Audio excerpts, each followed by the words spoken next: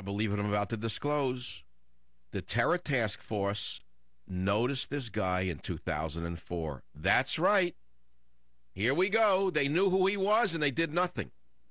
Deep inside a New York Times profile of the accused Times Square bomber, from suburban father to a terrorism suspect, there is this. George LaMonica, a 35-year-old computer consultant, said he bought his two-bedroom condo in Norwalk, Connecticut from Mr. Shahzad for $261,000 in May of '04. A few weeks after he moved in, Mr. LaMonica said, investigators from the National Joint Terrorism Task Force interviewed him, asking for details of the transaction and for information about Mr. Shahzad.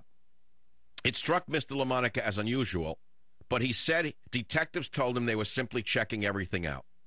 So, the article goes on by Byron York. It says, in recent terrorism cases, the Fort Hood shooting and the attempted Christmas Day bombing, we learned that authorities knew about the perpetrators before the attacks took place.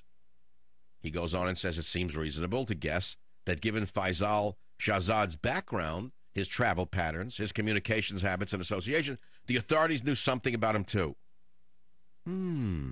Yet some news organizations are reporting that so-called U.S. authorities knew nothing, absolutely nothing about Shahzad.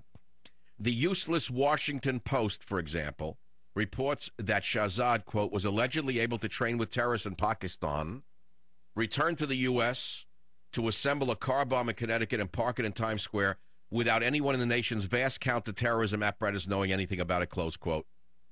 I am starting to believe he may have been a double agent. I am starting to believe that he may have been working for the United States government in some way or something to explain why once again the government let this guy get this far.